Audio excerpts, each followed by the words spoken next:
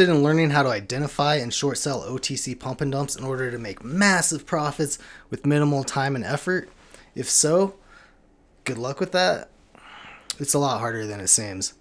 I'm John Papa. I'm an OTC penny stock trader, and I mostly trade to the long side, but I did recently have a pretty good short sell on an OTC pump and dump.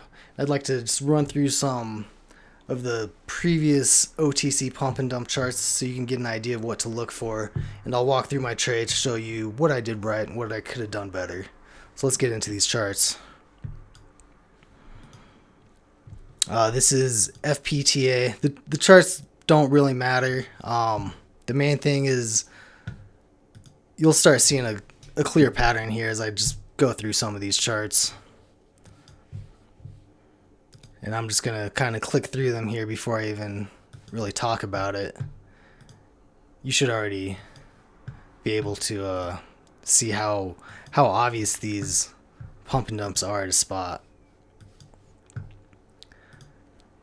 So the main thing you'll notice is these will usually pop up on your scanner, maybe being up like 5 or 10%, and then they'll just be there day after day.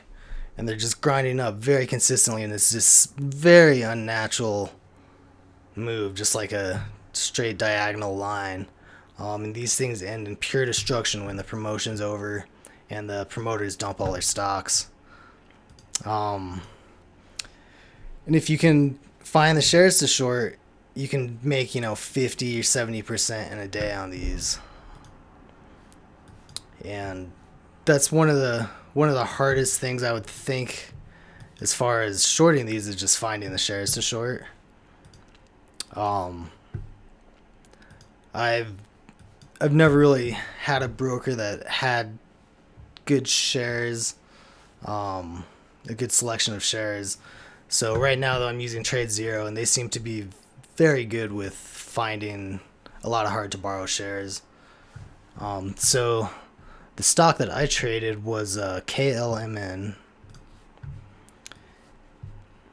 And so I had seen it grinding up, and after a week or so, it became obvious that it was a pump and dump. It had this day here where it actually like gapped down and went red, and the promoter saved the stock and kept it going. So that's another thing, is that you can't assume that just because it goes red that the promotion's over and that it's going to be the big dump day. But so I was watching this stock. I missed it on this day. I was occupied with some other trades. But luckily it kept going higher and higher. And at this point here, which was a few days ago, you can see how small these candles are. It was kind of rounding off on the top and flattening out, and the volume was really dropping off. And it's never really had big volume. These 2 big days here, this was probably the promoters getting their shares, because very small movement in the price action on a lot of volume. And then after that, it was much less volume with bigger moves. So most of these days, this level here is about 100,000 shares traded per day. So like these days it was just over 100. This one was almost 200,000. And then it dropped down to like 50, 60,000, and the volume was really dying off here. And this day was actually red, and I still wasn't looking to short it that day. Shorting is just not my thing. But then this day it opened up and it had this quick spike. It had, in the early morning, I could tell it was already going to have more volume than the previous day.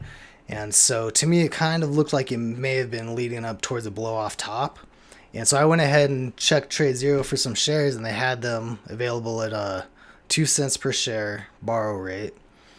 So I shorted 100 shares at $11, like right near the top that day, and I was risking $13. So a $200 risk on those 100 shares with a fairly large potential downside, down to maybe this $5 level, or even somewhere here in the $2 or $3 range. So unfortunately, the next day, it kept going up, but it it was on higher volume, and it didn't go up as much as it did the day that I entered, and only hit about 1150. So I was okay being patient. Like I say, I was risking $13. The following day it went up even more, and it hit almost 1250, hit about 1245. And on this day, I was looking for more shares. I was going to go ahead and add another 100 shares, still risking off of that $13 level. And there weren't any shares to short. I checked quite a few times during the day on this day. I couldn't find any shares. So I just had that 100 shares. And then yesterday was the big crash day. And so it topped out at 1250 right in the morning and then just pulled. And let's get into a intraday chart so we can see a little bit closer what was happening. So this is a 15-minute chart. And this was the morning that I shorted it. I shorted it somewhere right around here at $11. And then so the next 2 days it ground up. And this was something here that gave me a little more confidence that the pump was almost done, was that you can see just how flat this was, and the range got super tight. This was quite a bit different than a lot of days. It would kind of spike and pull back and grind up, and it would spike and pull back throughout the day. This one, it kind of just hit a top here and just went sideways. And then you can see this is a 15-minute chart. So in that first 15 minutes of the day, it had a massive panic all the way down to 620. From 1250, that's a 50% drop in 15 minutes. I was watching this one. I wasn't really sure where to cover because I'm not good at short selling. I've been fairly unsuccessful short selling, and my wins have been very small. But this is my first pump and dump that I've shorted. So watching the level 2, I saw the turn here at 625, and I considered covering it, but I really thought that, this had a long ways. It still had a lot of space to drop because it was up so high. It's up from, $1.25 basically when the pump started. So I don't know. It may have been a little bit greedy. And here's a 5-minute chart. So that like 5 minutes of just pure dropping, and then it bounced here. And so I was up quite a bit right here at the turn where I was considering covering it, and I didn't cover it, and then it bounced, and then I was a little bit upset at myself that I didn't cover it, and I was worried that they were going to save it and it was going to keep going up again, because that had happened previously, although not with this big of a drop. So I guess let me talk about what I did first, and then I'll go back and talk about what I could have done better. So this was the panic. I thought about covering it there. I didn't. I held it. And then it started fading. It couldn't get back up past this $9 level. It had a kind of hard crack. Started going sideways and down, sideways and down. And down here, like once it got to the $3 area, I was really considering covering it. I had actually had an order in at $3.23 to cover my shares. I just thought that could be a good place. I think it looked like on the chart that was a possible area of support for it. It turns out it was just a little bit higher. But I actually canceled that order before it got down there. Like somewhere here when it was about to crack 4, I decided to go ahead and just hold on to my shares. And I was thinking about swinging them because I had already had them for 4 days. And I don't know how long Trade Zero generally lets you keep your shares. But it wasn't. I was expecting to possibly get bought in after 3 days, and when that didn't happen, I thought maybe I can just hold this for like a longer term short. But after it bottomed here and then went sideways a little bit and then it started grinding back up, I realized that I had made a mistake. And then I did something I probably shouldn't have done, and in order to at least try to take advantage of this bounce, since I hadn't taken advantage of this bounce, I went ahead and shorted another 100 shares right up here at 580. That was a mistake. I shouldn't have done that. But I shorted another 100 shares, and then so this morning it opened up, and it just kind of spiked up. It wasn't real quick. It was on fairly low volume, but it was just upticking, and I ended up covering it right around the top of this here, around 660. Both my 200 shares.